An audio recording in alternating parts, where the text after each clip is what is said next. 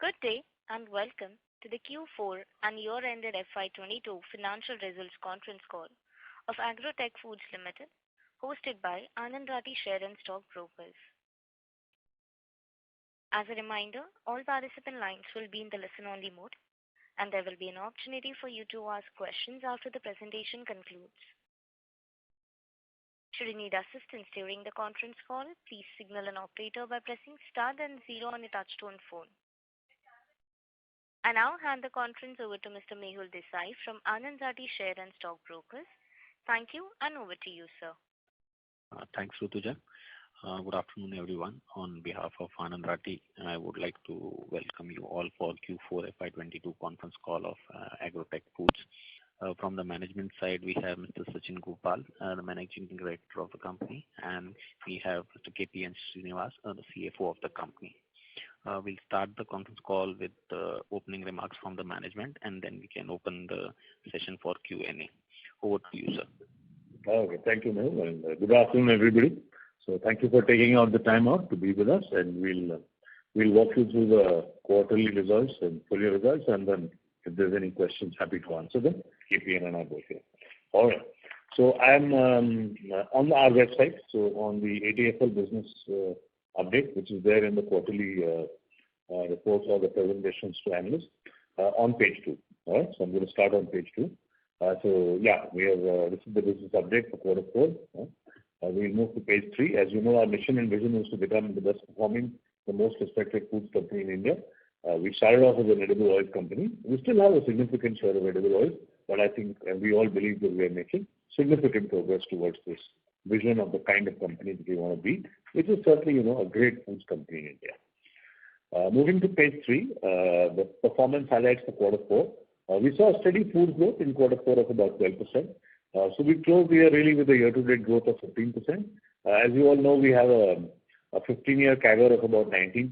So the 15% is maybe a little below the 15-year CAGR of 19, but we also know that we had a 40-odd% growth in the prior year on account of COVID. So I think overall tracking well towards our goal of becoming a significant size foods company in India.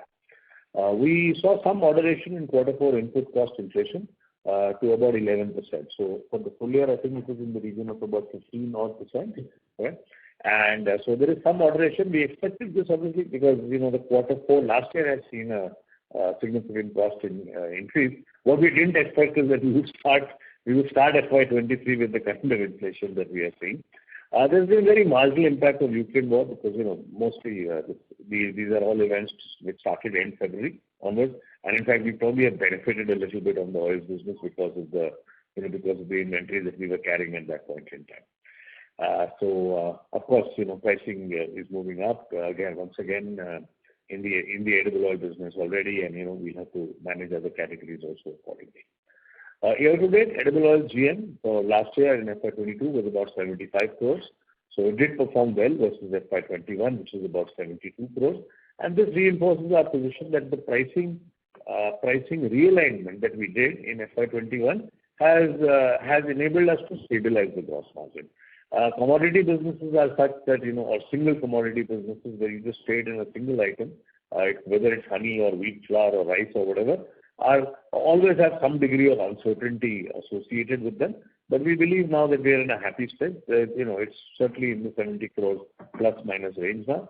And while we may still have sort of worries about the overall edible oil category and how consumption and things will play out, we are no longer worried about the fact that we are completely outpriced versus the competition, which we were in terms of what we needed to do with our business, but that correction has been made.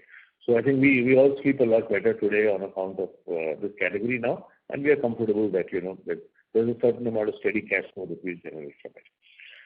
Year-to-date foods GM was lower by about a little under 13 crores. Really, there was a input cost inflation of about 31 crores, right? 30.6 crores is the figure there.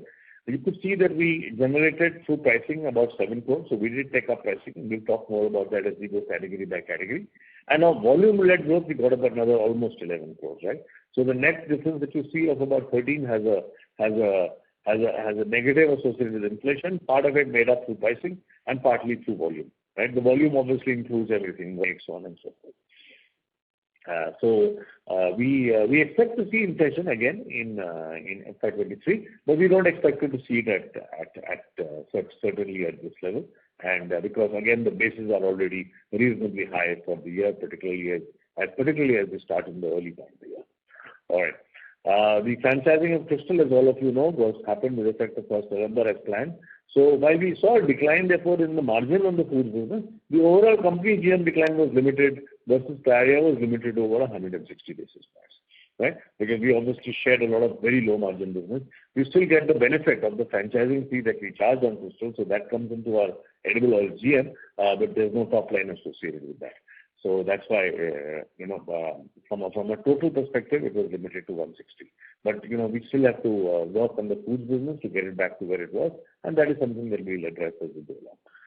Year-to-date SG&A largely flat to prior year. We had higher amount of CSR provisioning of about 2 crores. Travel also started to come back. We had some incremental travel as we opened up more travel in the field, particularly, and to the factories. And royalty was also higher by about probably 1 crore or so, something like that. Correct? This was offset really by one-time gains in insurance. As you would have seen, there are notes to the accounts which indicate that we had made some provisions in the last year on account of tax or GST, so on so forth, and also the actual value of what we recovered from the insurance company. And obviously, as we informed you, I think around the middle of the year, we had renegotiated, we had terminated our old lease and started with a new lease, and that had also got us some benefit. In total, these amount to a little over 4 crores or thereabouts. And obviously, profit before tax and profit after tax are up versus last year for the quarter, because last year really all the input inflation, particularly in edible oil, had started to take place. So there's a base effect also coming into play in this one, right? And year-to-date figures, we are down about 20% in terms of the profitability, reflecting the impact of the earlier quarters as we do. Okay, I'll go now to page 5. So really, these are the 6 categories in which we play in. We've kind of updated these figures, the value of these categories for each of the food categories, if you will. So, the ready-to-cook category is now up to about 18,000 crores defined by us, right? Which includes popcorn, pasta, noodles, soups, so on and so forth. Then the ready-to-eat Western snacks is now close to about $4 billion, about 28,500 crores. And on the spreads business, also the category has grown to about 3,400 crores. Breakfast cereals also very similar at about $500 million of 3,500 crores. Chocolate confectionery, the numbers have changed actually. I think the last year's figure was 15,000. That's what we saw in the media. And this year is a little lower, so they just restated the figures. We are using the lower figures, but ballpark is still in the region of $2 billion. We've not updated anything because we didn't get any new information in the All right. So please go to page 6 now, if you can join me, 6 on 21. So on ready-to-cook snacks, we saw very strong 14% volume growth driven in FY22, driven by RTC popcorn. The pricing is also reflected in higher value growth. So as we mentioned in our investor release, the financial highlights, really there is the value of ready-to-cook has grown faster than the volume. The volume is also strong at 14%. And the 300 basis points difference is on account of some pricing on ready-to-cook popcorn, a lot of pricing on sweet corn, where we increased the price by almost 40%. We've made a mention of that in the presentation. And pasta and noodles, which actually come at a higher net sales per ton as compared to the rest of the portfolio. The rollout of these mini meal kits, which is pasta and noodles, is underway. There was some disruption caused by the third wave of COVID-19 in January. That had impact. It had impact some on mini meal kits. It had some impact on breakfast cereals, probably some impact on RT snacks as well. But overall, because we rely a lot on demonstrations, right? On people meeting, getting trial with consumers of our products, and during the January month, there were a lot of local authorities and others who say, hey, wait a minute, we really don't want to see you interacting in this manner, because and we also need to be responsible about it. So that was fair. So going forward, we will continue to focus on volume growth. We need to, we need to be very single-minded. We've now gotten to about 400 crores of food turnover. We now need to see how do we get to 1,000 crores of food turnover. right? So we'll be very focused on that, and that will certainly help to offset the impact of commodity prices on gross margin, and then we'll also tweak it on pricing as we have done last year, so that in total, the P&L is looking good. And we will certainly seek pricing on premium offerings. We roll out of differentiated pasta and noodles, supported by retail demos, which we are very good at. We are amongst the best companies in the country, I would say, on retail demos. That's how we built the popcorn business, and there's very positive acceptance.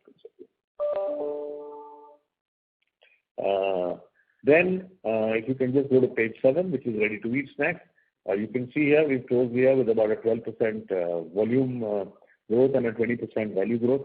So the value in this case is higher than volume, both because we've taken some pricing, we've done some grammage reductions in some of the packs, but also a lot of the growth has been driven by ready-to-eat popcorn, which has a higher revenue per ton. So that's why the value is growing faster than the volume.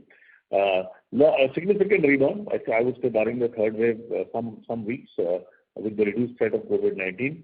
Growth led by RT popcorn. Together with broad-scale pricing, this has really driven value.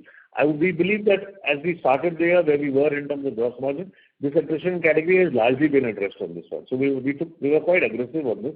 We took a lot of grammage reduction, we took pricing, whatever we had to, and even packaging footprint changes. Wherever we saw there were some opportunities that the packaging was a little larger than we can manage with, we reduced it, even though the footprint is smaller, right? So I think that all of that helped. The potato chips model, which is the extreme right-hand pack, is under development, and we continue to work and learn in this category. It's going to be a longish learning path, but I think we don't want to overinvest either resources or energy behind it. But it's a large category, and we will master this category going forward as on time, as we do with many others. Further margin work is underway to work on value-added offerings with excluded time. So by end of this quarter, next quarter, we would have already infused the excluded pan product and protein snacks. Both of these will give us better margin profile, more compact products in terms of revenue per cubic foot of the trucks that we ship out the products in will be significantly better, right? And therefore, they will help to improve the overall profitability. And this is the last point on the slide, which is these new higher margin offerings will help us to deliver the right combination of FTL. FTL is the terminal acronym that we use for full truckloads, where we ship full truckloads from the plant to the distributor with distance from the plant, right? So fundamentally, the greater the distance, the richer the mix that you need in the truck, the shorter the distance, the more you can compromise on the richness of margin of product in the truck. It's not an easy thing to master, because at the end of the day, we cannot. It's not a great idea in any business to incentivize salespeople or margin. Sales folks have to be, working on top line and revenue, but you still have to balance it, right? And it's a fine art, but we're getting it right, no problems. All right, so with your consent, we shall move to page 8 now on spreads and dips.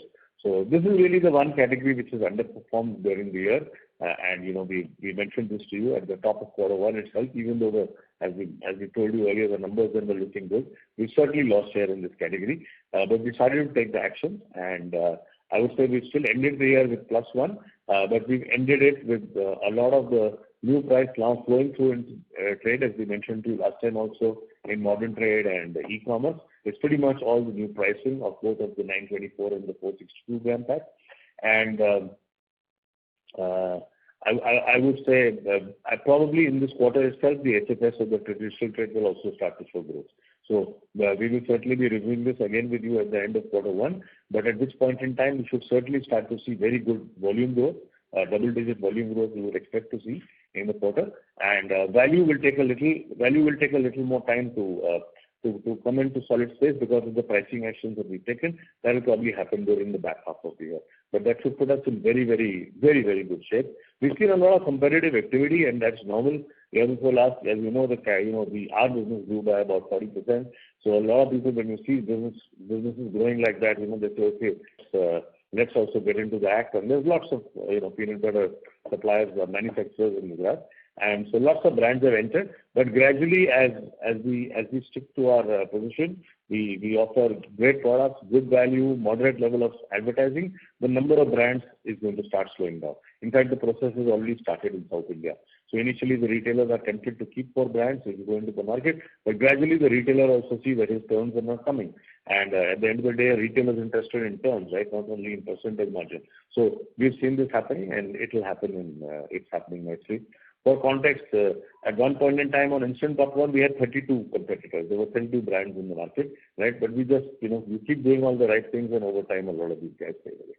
So some will stay, obviously, but mostly all new players will go away. A new high-protein variant is underway. We expect to launch this in Q2 of the current year. Chocolate spread ended the year with a 24% volume growth, steady build-up of the category. So this is a category that will build up. We are not, we're not putting any advertising at this point in time behind the category. I'm sure at some point in time it will get, it will reach a point where it will merit and get the benefit of advertising support. But right now we're just doing trial generation and driving it as we've done for several of our businesses.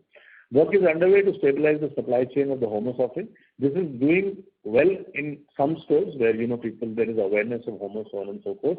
So that's a challenge, and that's a part of settling in new processes. Is a large we cover about close to a little under 450,000 stores, about 440,000 stores, and in that to get the right store, to get it right, the right product, take it back from the stores where it is moving, that takes a little bit of time. It is a smaller category, but we're getting it right. And launch of salsa, which we'll be launching, will be scheduled for Q2 of FY23. Okay, if you could go to page 9, please, on breakfast cereals. So you can see here, we've ended there with about 31% volume growth and 20% value growth. Here the value growth is less than the volume growth because you see that pack on the extreme right-hand side, which is Pops shells, right? That has a lower revenue per ton, right? So in this year, because we had launched it in the early part of the year, the value growth is less than the volume growth, but that will get corrected as it comes into our base. And I would say during FY23, you should see a much closer relationship between both volume and value, because this would have come into our base and both the slightly more expensive Pops Centerfold product versus this exclusive product will go together. The quarterly phasing is a little odd in this particular case. If you look at it, it seems to show a decline, but that's not the case. That's not the way the actual volumes have played out. And the reason here, and that's why we made that mention in the financial highlights, is that Q1 of last year was very bad during the first phase of COVID, right? Q1 of FY21. So I would say don't read too much into it. You can assume that kind of the full year figures are representative in aggregate for the year rather than delving into quarter-on-quarter details. We've started putting increased focus on larger packs. So kind of our initials, look, we're not a breakfast cereal company, right? But it takes time and we need to build credibility. So initially our focus was on cereal snacks because we are a snacks company and we have good credibility in snacks, both with the customer and with the trade. And now that we've got some of that benefit, we are gradually expanding into breakfast cereals. So if you go into the trade today, you start to see some of our bigger packs of chocolates. Obviously, that's where a large part of the profit pool is. But that's also those large packs of chocolates are also what are more A&P driven, right? Because if the market leader spends a lot of money on media, then those large packs they get disproportionate advantage on the large packs. But once you start building up the smaller packs, consumers know your business, they will buy the large packs as well. So that is why we waited for about a year or two, and now we're coming in with larger packs. Steady quarter-on-quarter growth with strong exit rates. We talked about it a little earlier. We're also scheduling a national launch of oats for Q2. However, in the foods business, and I want to make this point, only value-added oats will be recorded in food revenues. And I want to just provide some context to you on why we are thinking about this the way we are thinking. You see, we as we explored our cost structure on granola, right, and later we'll have a muesli as well. We realized that we were not able to get scale in something like procurement of oats, right, because these are smaller businesses. Our model is based on moderate A&P, and moderate A&P means you build it steadily. But one of the consequences of building it steadily, that initially your volumes are subscale, and therefore you don't get the procurement benefit that you would like to get. So let's say if we were a company which is spending lots of money on advertising, right? Then our volumes from day one will be high. It's not a good business model. It's not a 15 EBITDA model, right? But you get scale because you're now buying you're being able to go to the vendor and say, okay, I'm going to buy so many trucks a month and I'm going to buy so many trucks a month for the next 12 months. You don't have that capability. So that's when we started working on oats to see how we can scale up our total procurement of oats. And sure enough, if we go to the vendor and say so many trucks a month, so many, for 12 months in a year, you get a much better rate, and we start to see the benefit in margins. But we don't want to record those parts of the business, like as I'm giving an example in oats, under foods, which actually don't belong in foods because they don't have the promise of the 30% gross margin that we need to have minimum in the food business, right? At the end of the day, these are more premium staples, right? And our view is they will make 15 to 20% gross margin. In another manner of speaking, although it is not the only lens through which you should look at it, when we pay GST on these products, the government asks for 5% GST on plain oats, and it asks for 12% GST on value-added oats. Value-added oats could be savory, sweet, whatever you want to talk about, right? So what we discussed as a management team, we also don't want to have misreporting because we don't want to put something in our foods portfolio revenue that does not have the margin promise that a real processed foods business should have, right? So we concluded as a management team that it was best for us to record the sale or plain oats, kind of where we put premium oils. So there's nothing right now, but we just want to alert you that going forward, as we progress into FY23 and 24, we'll start to record whatever sale we have of non-value-added oats, which is the 5% GST type of product, under what we call premium staples. So premium oils will get replaced, not now, but starting first quarter, end of first quarter of this year when we report, we'll show you premium staples. And in that, it'll have oats, it'll have premium oils, and whatever other products, and we keep telling you exactly what is going on, and initially also give you an idea of the magnitude so that you have a broad idea on what is happening on the current business, right? Then over time it will become stabilized as a category because we will exit mass oils or mass staples altogether at some point in time. And that will be nice because it sets us up well for the future. Tomorrow, let's say we want to do mini meal kits with rice. Now, we go and buy rice, small amount of rice, we're not really going to get the rates that we want. So we may say, okay, can we get into the premium end of it? It could be, whatever, right? So these are the pieces that we will look at, but we need to be very transparent about it. In our foods business, our processed foods business, we are only going to put items which have the margin potential that we believe they can. Somebody else may believe differently, but in our case, this is our belief. Okay? So we are, I would say, on track for a profitable business in FY23. We'll continue to grow the breakfast cereal business. Chocolates, very, very, very nice. Really a very strong end to FY22. Revenue is about 4 times of FY21. Excellent acceptance also of our peanut duo products. That's really good. And, we have a lot of competitive advantage in this because we're sourcing a lot of peanuts to make peanut butter. So this is also being made in the Jagadia plant. So literally we are buying hundreds of tons of peanuts for peanut butter. These get processed, then they get granulated, and then they move from temporary packaging. They get moved from one phase of the product to the other, and then it goes into peanut butter chocolates. So the gross contribution of this, which is the net sales less raw material, packing material, is very good, way above our foods average.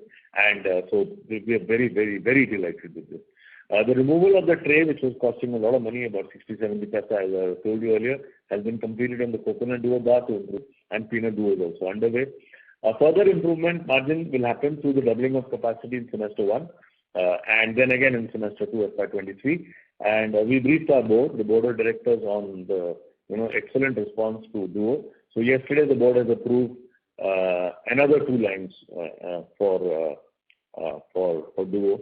Which we'll place the orders in the coming months, more for FY24. So that will give you an idea of our expectations of what we expect from this category.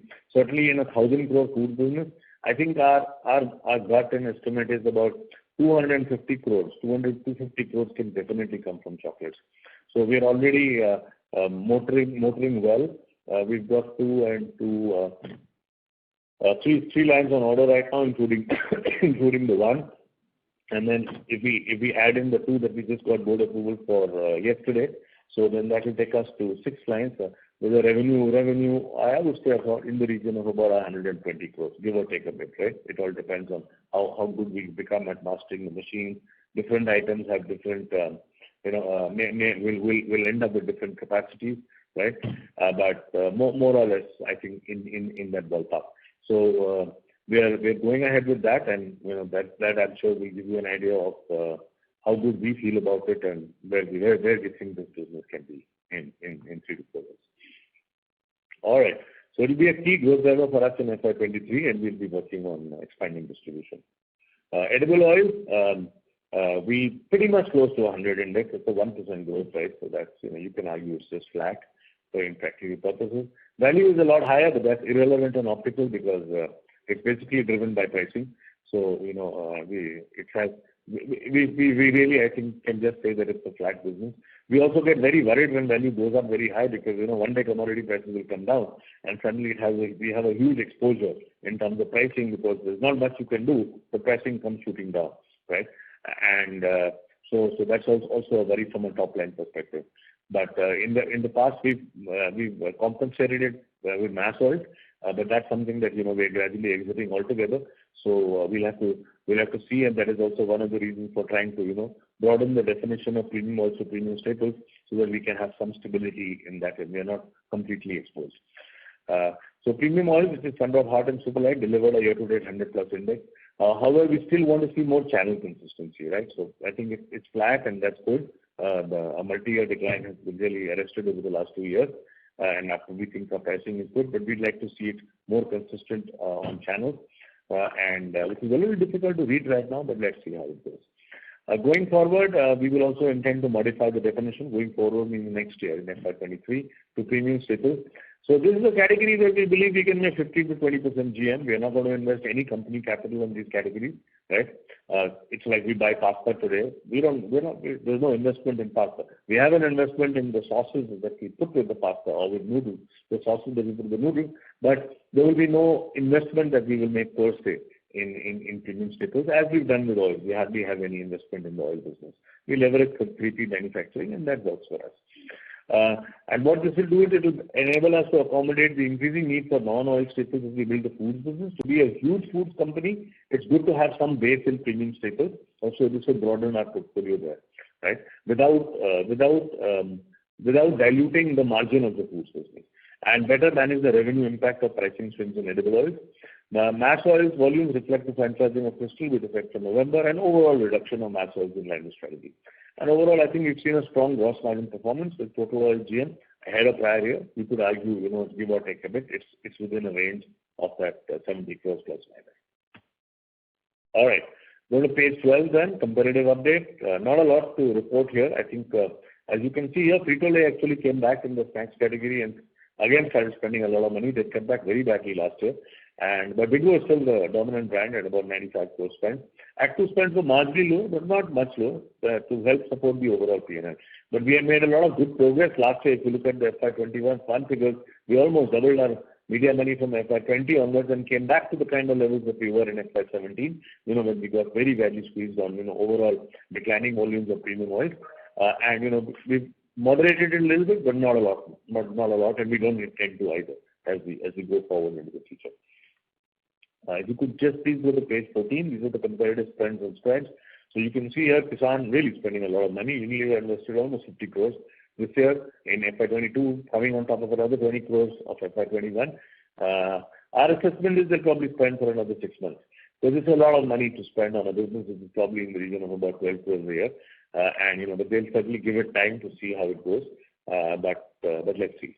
Let's see how it goes. We've also moderated our spending, but not a lot. And I think our model is working fine. And along with the actions that we've taken in terms of pricing and the operating leverage that we believe we are going to get in the coming months, we should be in very, very good shape on spreads. Breakfast cereals, comparative spend, we are not spending anything. You can see here really that Nestle has actually stopped spending for the last year. So we don't know what that indicates in terms of their intentions behind the category, right?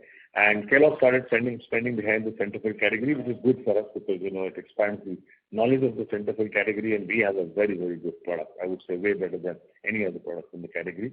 And as you saw, Tata's had bought Soulful, so they've invested some amount of money behind it. But I would say a tough one. I mean, it's not these are not businesses which are built in a day in foods. As you saw, Ligot has been spending 50 crores. I mean, they're the largest FMCG company in the country. But yet, not, if you look at the presence on the ground, it's not really, that significant or commensurate with that kind of spend. So let's see how it goes. Size has advantages, it also has its disadvantages. So we'll see.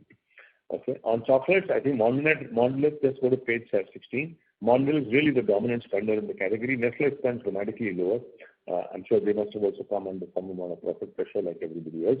But Mondelez certainly in the powerhouse position. Right? So next is on page 17 on edible oils. You can see here, Punjab hardly really hasn't been spending.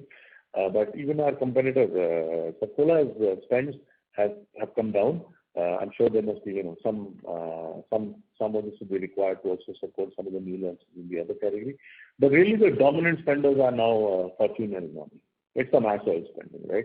These two are large, right? From a situation where if you go back to FY12, right, just have a look, right? That's 10 years ago. It's coincidental. It's 10 years ago. We had spent 8.8 crores. Safola had spent 12.1. And these brands that we are tracking today have spent a total of there were two brands only, 21 crores. And then all the others, these must be all the regional players, was about 72 crores, total 93. And cut to 10 years later, and sometimes it's good to see the picture after 10 years, the total spending on these track brands is about 182 crores. But, Fortune and Umami account for almost 115 crores out of that, right? So the dominant share of the spending is now coming from mass oil. And I'm sure going forward, this will only continue. This will only continue because edible oils is a category which is built around scale, right? And very low margin and, concentrate on just getting scale. So this is certainly going to be the picture going forward. All right. So noodles competitive spend, slide 18 out of 21. You can see here basically lower investments by both here Nestle and ITC. You can see some amount of reduction on Sunfeast. You can also see some amount of reduction on Nestle. And then Marico pretty much pulling back in the second half, right? You can see spending in Q1, Q2, and then pulling back. I'm not sure again what that is an indication of, but we'll see how it goes. Okay. And pasta, no real competition. I think no real major significant investment. It's only Kaya. And I would say our assessment as management is probably most of the players here were spending all their money behind noodles. Initially on the threats of noodles, then probably are managing margins better. So there has been some, pasta would definitely have not been a category of support. And soups, I would say Kannauр remains that's slide 20 or 21. Kannaur remains the dominant spender and they continue to invest behind the category and probably have a very strong, solid presence here. We have obviously yet to bring in our soups at this point in time, but we'll be doing that soon, and you can expect to see that in FY23. All right. So FY22 summary and way forward. I think continued strong growth in foods. That's slide 21 with volume-led revenue growth of about 15% over FY21. Oil GM holds up at 75 crores, so that's good news for all of us. Holds up well versus prior year. So largely, I think we've been successful with the price correction. That doesn't mean that, it's on a strong upward trajectory. We should just say, okay, it's in the ballpark of 70 crores and plus minus, that's the kind of range that we expect as management. Exit from mass oils has been accelerated with franchising of Crystal. Impact of commodity inflation, therefore on the total company GM is mitigated, but, we still need to address the foods part. And exiting FY22 with strong volume momentum, improved gross margins and profitability in Q4 versus prior year. So that's it from Shinu. Shinu, anything else you need to briefly? Also, okay. So Shinu says, okay, good to go. And ma'am, we are happy to take questions, right? Thank you very much. We will now begin the question and answer session. Anyone who wishes to ask a question may press star and 1 on the touchtone telephone. If you wish to remove yourself from the question queue, you may press star and 2. Participants are requested to use handsets while asking a question. Ladies and gentlemen, we will wait for a moment while the question queue assembles.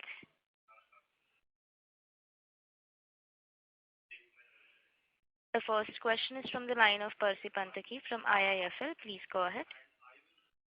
Hi, sir. On peanut butter, you said that there are some new entrants which are causing pressure. Can you give the names of, let's say, 2 or 3 of those new entrants which are sort of materially large enough to cause the pressure on your sales?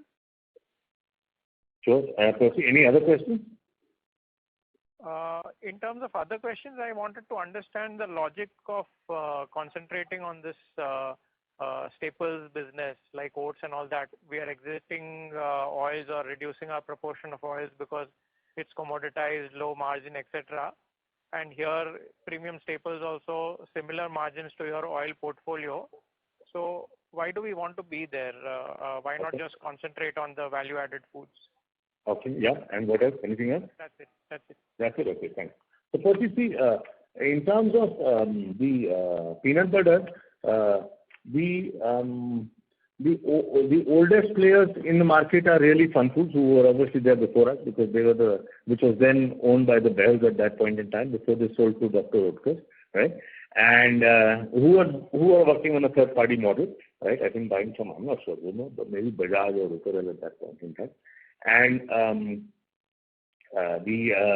and then subsequently, of course, after the Bell sold off, then they got back later with Vida. So these are two, I would say, older players as far as the market is concerned. In terms of the more recent competitive presence that we've seen, I would split it into three parts. One is people who come into the high protein area, right, which is basically servicing things like gymmers and fitness enthusiasts, right, where we say, okay, this is a high protein variant, or it's natural peanut butter or natural almond butter, whatever you want to call it, right, whichever variants you're selling. So that is one component. These guys don't have a broad distribution reach, right? In many cases, for example, in small towns, we've seen the brand like MyFitness would be bought from after the gym guy might buy it from Amazon itself, right? And so this is one element, which is something that we are addressing with our high protein variant. The second element is somebody like Kisan, right, who's a reputed brand, strong CPG player, and who has our kind of profile and approach to marketing the product as a table spread. And so that is the second component of the competitive landscape. And the third part is there are people like, say, Desano. This person used to be they used to distribute Pringles in the old days for P&G, before P&G sold it to Kellogg's. And so they had a distribution in some of the largest supermarkets. And obviously there's a lot of capacity available for peanut butter, right? Because peanut butter has been manufactured and exported from Gujarat for years. So these guys have come in, they buy from those folks, and they distribute it. So these are the three types of competitive landscapes that we are seeing. The new ones. And what we've therefore done is we have an answer for each one of them, right? We have to address each one of them individually. So we have to address the protein seekers separately, which we are in the process of doing, and we will have a product for them, and tailor-made as far as the protein seekers are concerned, which will probably get started manufacturing sometime in June. As far as the table spreads is concerned, as far as Kisan is concerned, our observation, and we don't buy Nielsen, as you know, but our observation is honestly the distribution is very limited, right? And I was, in fact, just last week I was in a modern trade store in Tirupati, and had gone to visit our plant in Chittoor, and I just stopped over, saw the store. It was a new store, supermarket, and walked in, and we were doing the categories, and it was, I think there were 2 bottles of Kisan peanut butter, the 1 kg pack, the large one, and there were about 20 bottles of Sunrock peanut butter. So it was overwhelming, right? So, and that is what we are seeing now, as we have done all our price correction, the volume growth in modern trade is significant, and also actually in the southern parts of the country already. So as far as they are concerned, we've taken the price action, but what we are now going to do is also accelerate our trial generation. See, we have a great product in peanut butter. It's really a fantastic product. If you try our product, you will never have any other product again.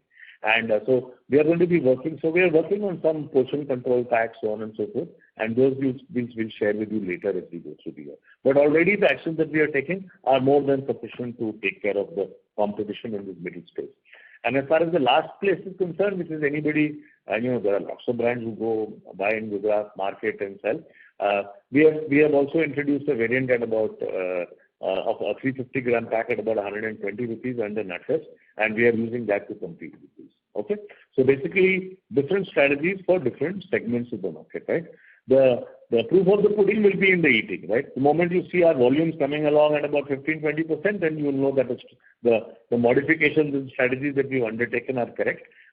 This has happened before with us. It happened to us on peanut butter 4 years ago. We got it back. It happened even in popcorn, as I said, there were a lot of brands at one stage. So we will address it, and we are in very strong shape. Really, our greatest competitive advantage is our own plant, right? That's a huge competitive advantage. Anybody who says they can build business from third party, we don't agree with it at all. It cannot be a profitable business.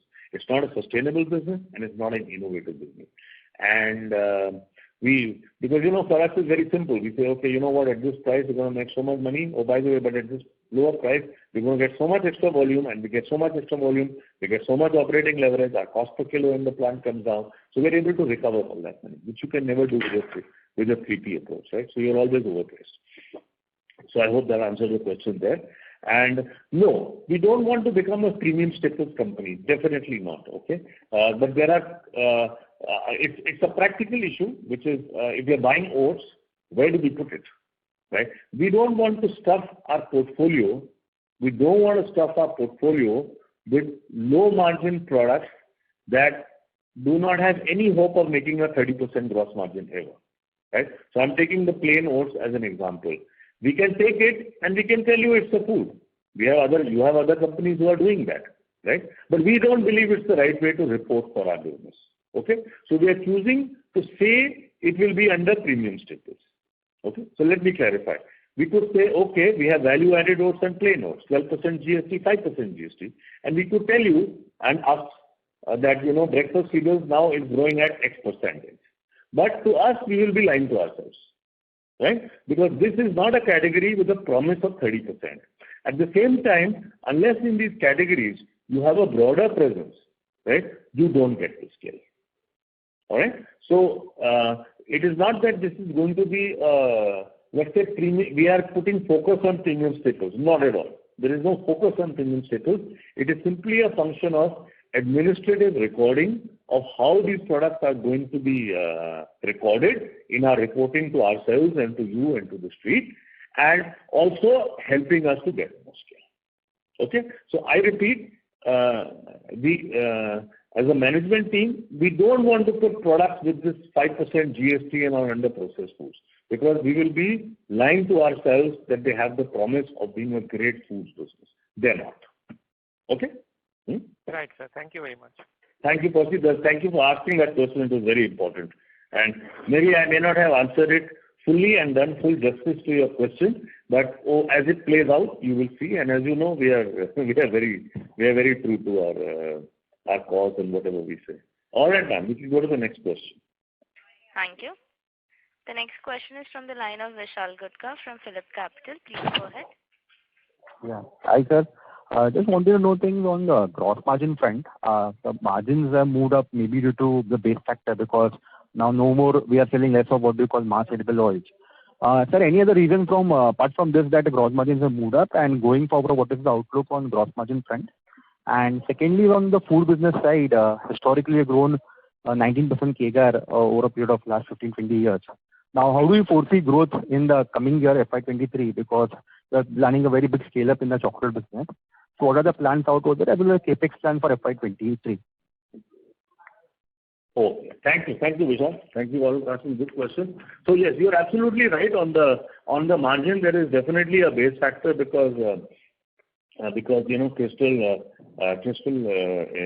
we've exited the Crystal business at a profit level. If you're looking at margin, Vishal, you also have to factor in that there is one-time gain of about 2 odd crores, right? So you'll see that in the notes of the advertisement. I'm not sure what note number. Note number 5 is there. So there the auditors they have qualified it. I think the amount is 201 lakhs, so 2 crores, right? So that is also helping. So from an operating profit perspective, I would suggest you remove that too.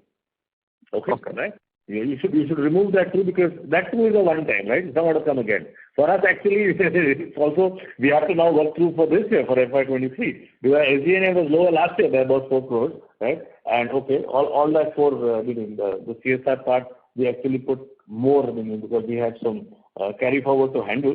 But still, we need to be careful and cognizant of that, and that is why we need to have a very, very tight control on cost in FY23. Okay, so that is one part. Going forward, outlook, we certainly will be working towards sensibly improving our margin through pricing and volume growth. In terms of outlook on growth, your question was on the CAGR also. No, and in fact, I was thinking last time, Shirish had asked this question, very good question. Sachin, why don't you look at 30-35% growth, right? It is a fair question. He says, are you happy with 20 to 25? I mean, right? And I told him, look, you know what? I mean, you have to pace yourself, etc., etc. But later I was thinking about it. See, in capacity terms, actually, we are doing our expansion to cover for 30 to 35% growth. As a company, it's very difficult for us to know exactly where the growth will come from.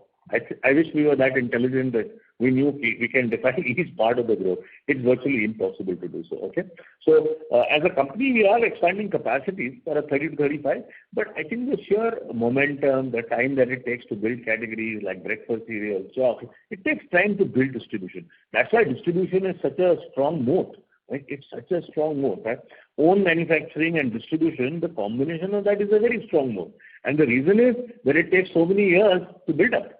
Right? If you look at, let's say peanut butter as an example, you can see the country's largest consumer goods company. The country's largest consumer goods company has spent 70 crores. And if you go through the numbers, we spent 30 crores in the last 6-7 years. Right?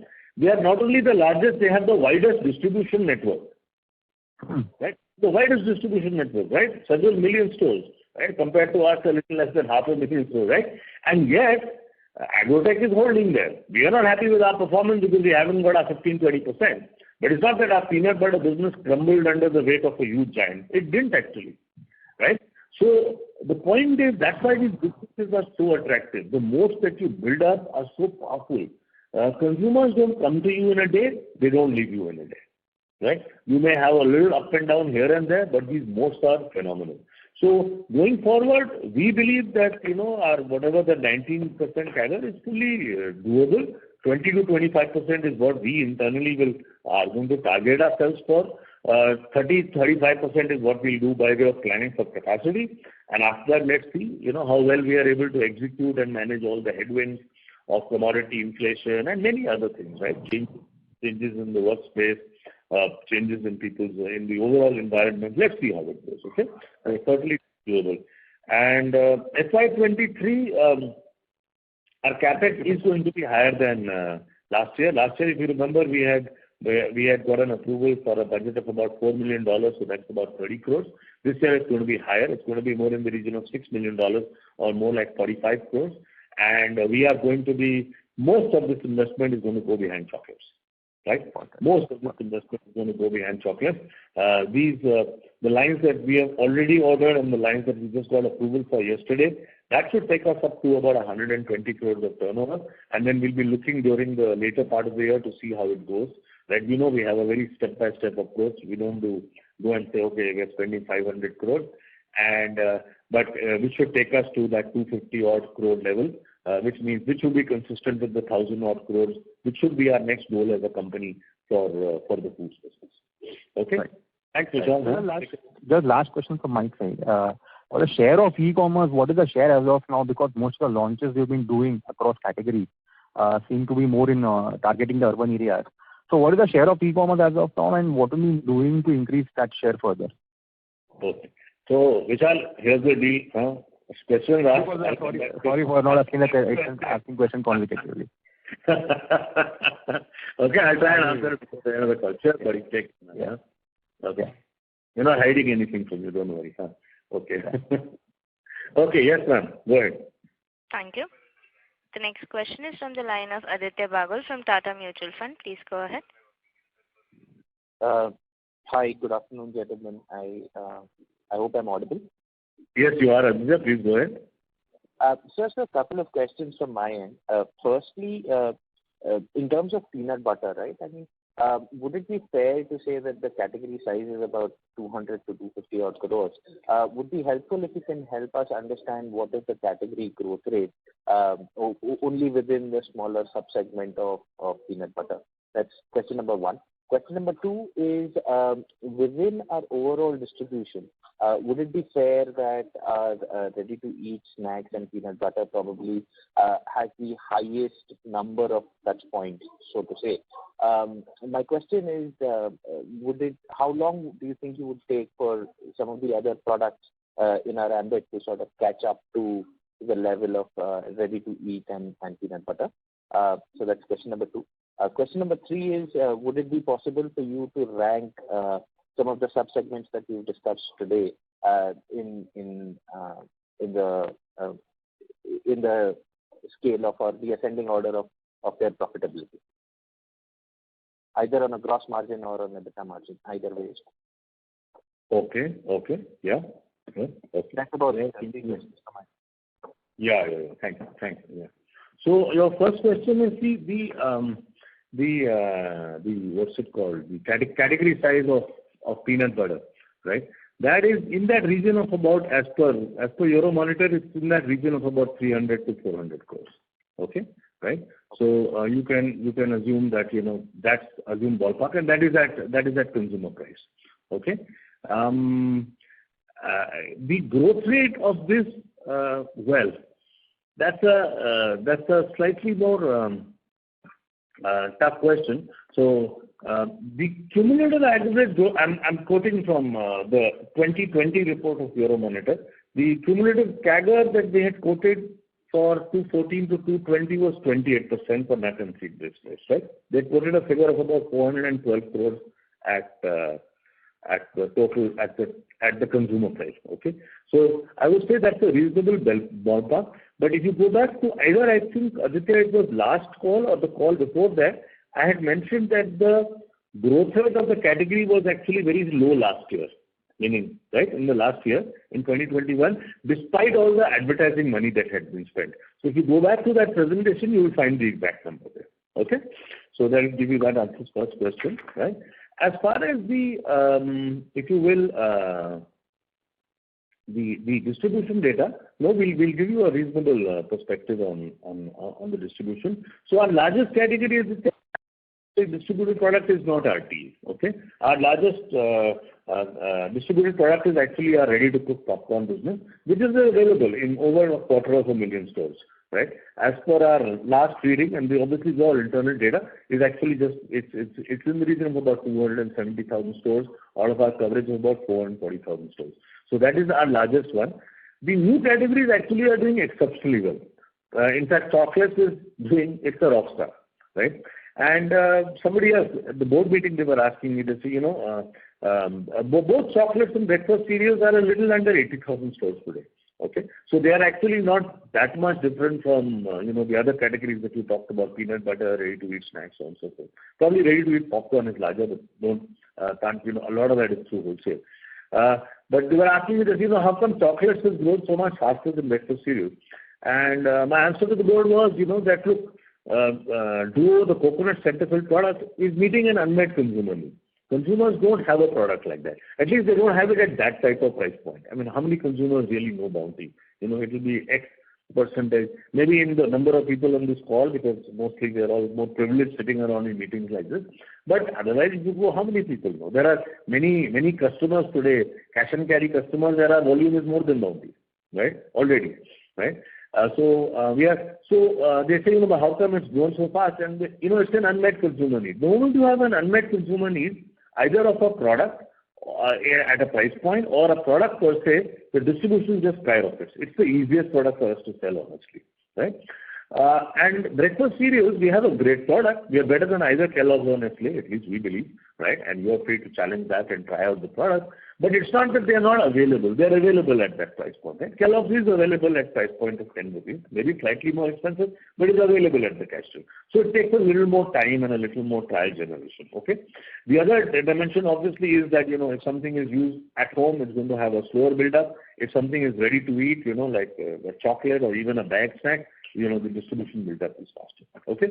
So no, there won't be. I can say with a lot of confidence that chocolates will probably be very soon, assuming we have enough capacity and we're able to ramp that up well, it will be the next most widely distributed product. It will have to overtake RT popcorn for which I don't have a good number because of the wholesale piece. And we think as a management team, probably it can even cross IPC. IPC will continue to grow, but instant popcorn, but this will probably cross IPC at some point in time. Okay. And ranking in order of profitability, see, the legacy businesses are the most profitable. The older the business, the more control you have on the category. So clearly, popcorn is our ready-to-cook products are our most profitable. The entire ready-to-eat snacks portfolio is more challenging because, and that's why we say, it's not a strategic business for us, but it's very important because it's the conveyor belt of the company. Our whole company distribution system runs on top of RT stock. So it's, that's the least profitable, right? And chocolates, breakfast cereals and spreads, they kind of come in between. They all have inherently very good category margins. Very good. The chocolate has excellent category margin because you've created moats, right? It's not that nobody can't make a chocolate, but how do you create a supply chain, which is the temperature-controlled supply chain for chocolates? Yeah? So we were just having a chat in the morning at LT, and my manufacturing head, Sanjay, said, he's, but looking at the success of our chocolates, a lot of Indian manufacturers are saying, we can also get into chocolates. I think, yes, they can, maybe they can, but you know what? It takes a company like ours to build a national footprint, to build all these cold rooms, to manage all these cold trucks. It's not easy. It's not as simple as saying, I'll make in the one cheapest factory that I can in either Rajkot, Ahmedabad or Delhi, and I'll ship all India. It doesn't work like that. Right? So that's why chocolates is a category has high margins. It's a very profitable category. Breakfast cereals, ditto. It requires retailing, it requires coverage. The wholesale game is not the game that you play there. And the sets also to an extent. Right? So there are players today who have come in who are saying, take extra margins so on and so forth. It will die down eventually. That's all. Okay? So I hope that answered your question. Thank you, Aditya. Understood. Thank you so much, sir. Thank you, Banu. Ma'am, should we take one last question because I guess I talked too much initially? Or Mehul, what's your call? Mehul? Yes, so we can take maybe one or two more questions and then. Okay, you are the boss. We'll listen to you. Ma'am, two more questions. 2-3 people in the queue, so. Okay, so ma'am, 2 more questions or 3, Mehul? How many? Yeah, 3. 3. Okay, Mehul, that's it then. 3, huh? Okay. Yeah. Thank you. The next question is from the line of Dwanil Desai from Turtle Capital. Please go ahead. Hi, Sachin. Good afternoon. So 3 questions. The first one is, if you can give some sense on the new products which were introduced in last 3-4 years, starting from chocolate spreads to sweet corn to pasta. What will be the overall contribution in our current revenue mix, and would this products be growing at significantly higher growth rate than our company average of 19-20%? If you can give some sense on that, all put together, I'm asking, not individually.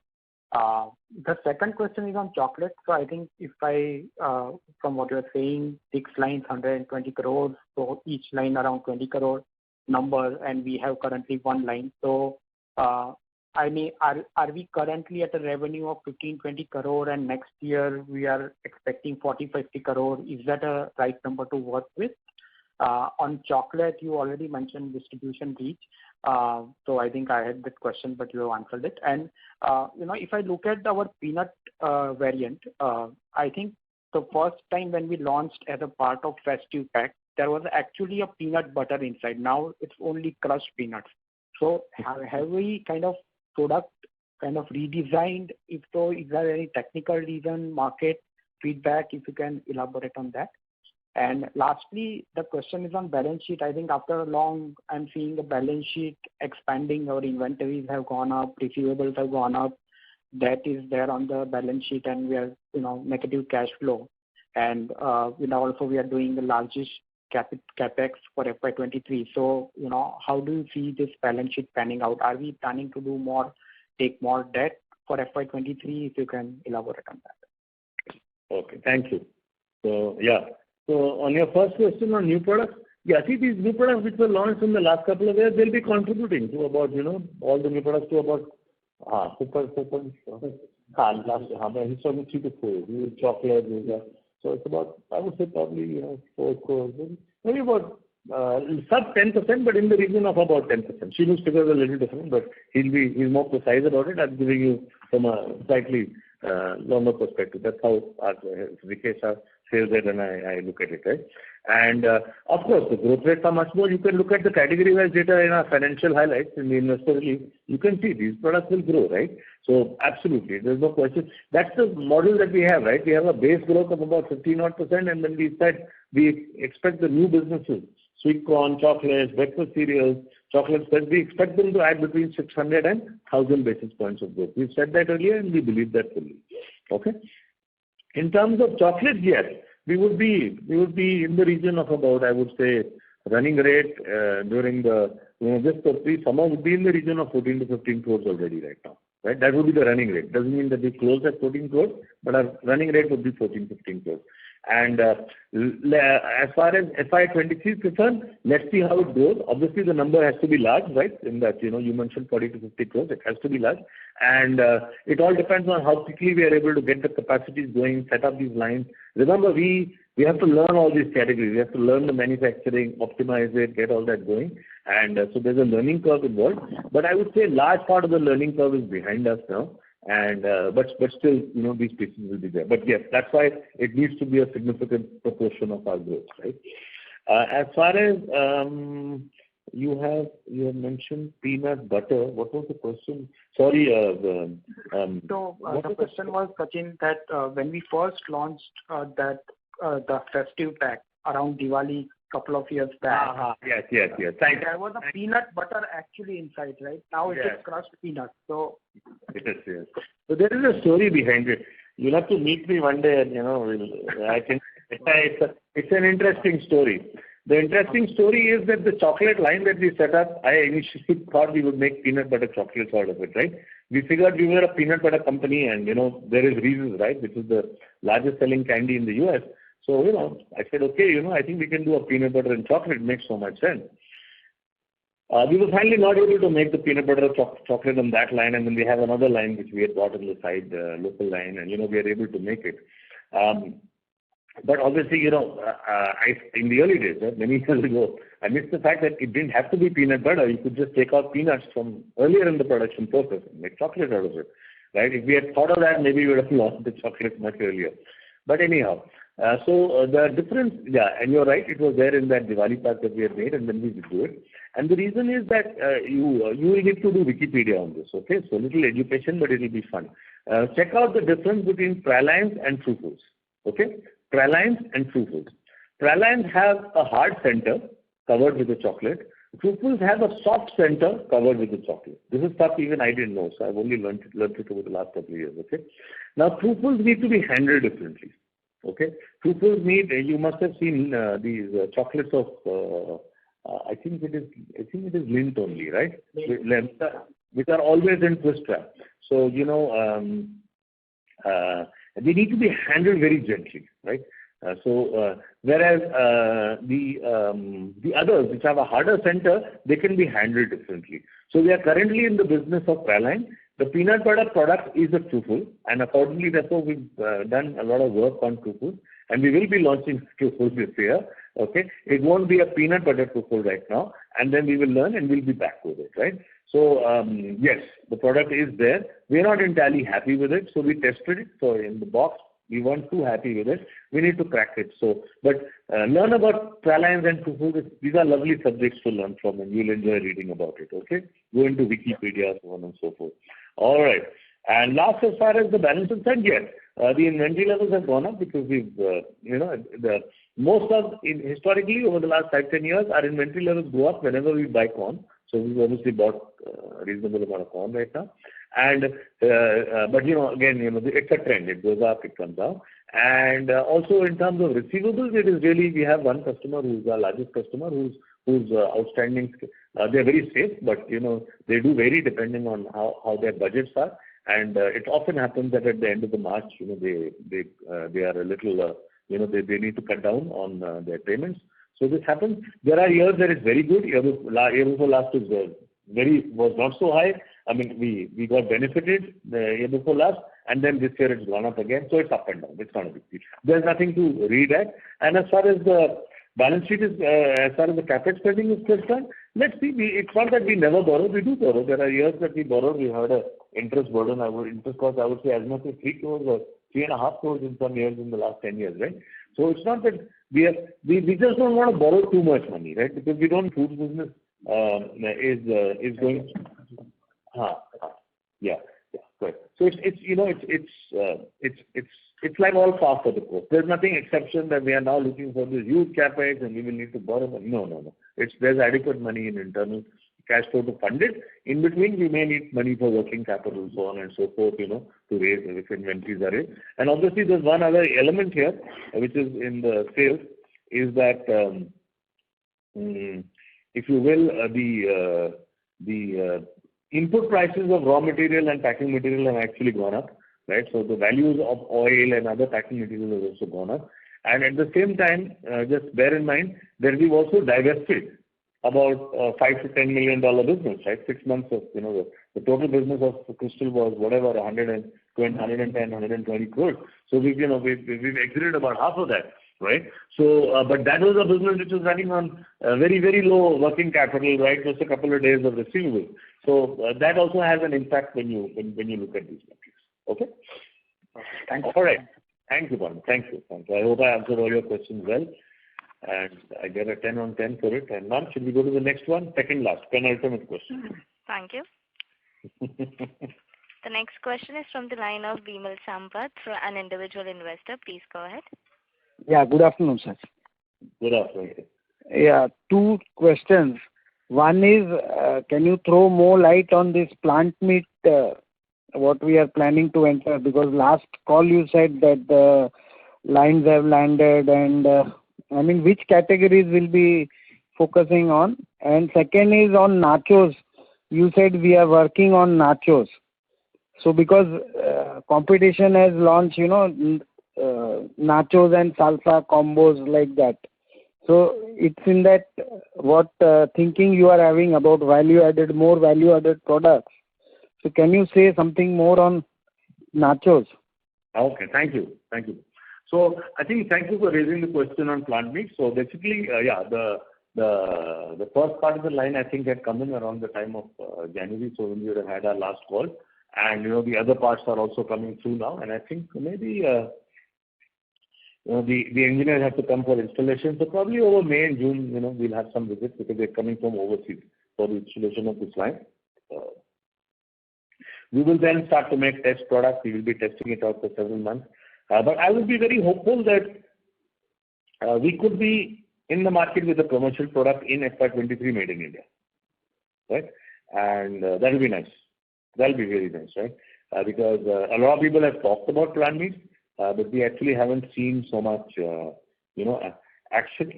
And the other is, I think our approach on plant meats is a very good approach. It will enable us to give very affordable products to make it more mass, if you will, right?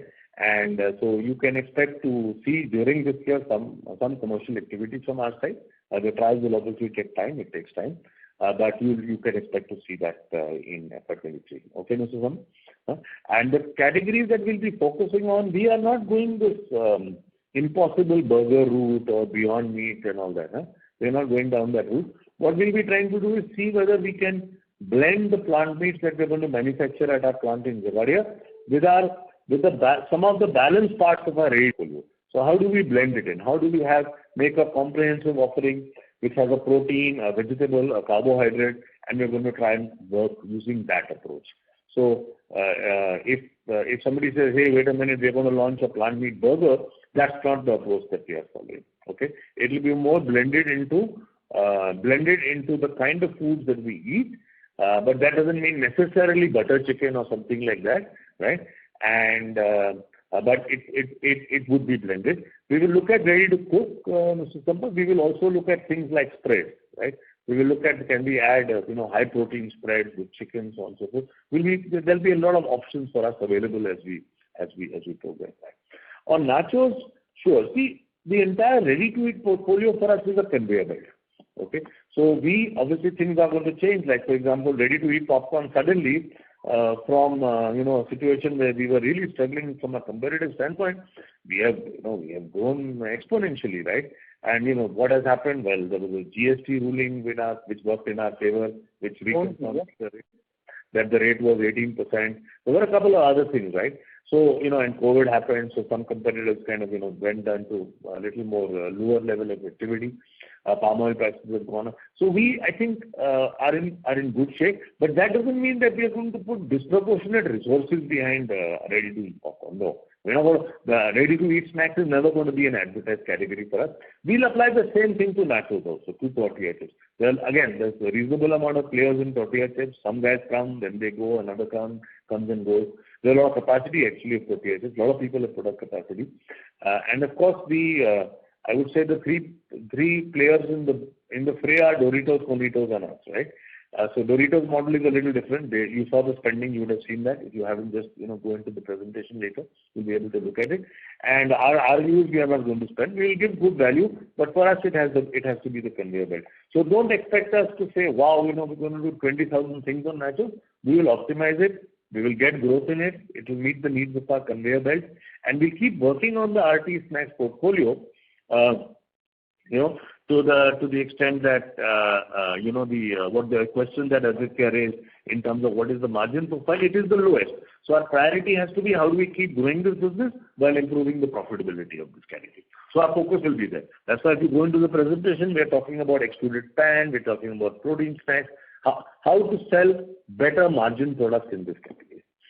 Okay, thank you. I hope I answered your questions, and ma'am, we'll go to the last person for the day. Thank you. The next question is from the line of Shivang Agarwal from Perfect Research. Please go ahead. Good afternoon, sir. I have only one question. What would be the impact of oil export ban from Indonesia and Malaysia? Okay. So, here's the deal. People say, what's going to happen. So we're just talking today morning and in the meeting, the leadership team. I said, see, we're not going to get impacted in a hurry, right? First, Hindustan Liver will get impacted because they buy so much palm oil, right? So there's always going to be palm oil for us. And we're not worried about it at all. Don't be worried, right? We are too small a player for it to have any material impact, right? The larger, that's the disadvantage of scale, right? If it's like popcorn kernels, that's a critical category for us. We have to hold lots of inventory. We're the big boys in the space, right? But in palm oil, the amount that we consume, it's insignificant. Huh? So, yeah, we don't lose any sleep over it. We'll get palm oil. Yeah? All right? Yes. Okay, ma'am. Thank you, Mehul, and thank you, ma'am. And thank you, everybody, for, taking your valuable time out for the meeting. I hope we were able to answer your questions. If we aren't, I apologize, and we'll try and do a better job next month. Right, Srinu? Okay, so on behalf of Srinu and me, thank you. You have a great afternoon and a great day. Cheers. Thank you. Thank you. On behalf of Anand Rathi Share and Stock Brokers, that concludes this conference. Thank you for joining us, and you may now disconnect.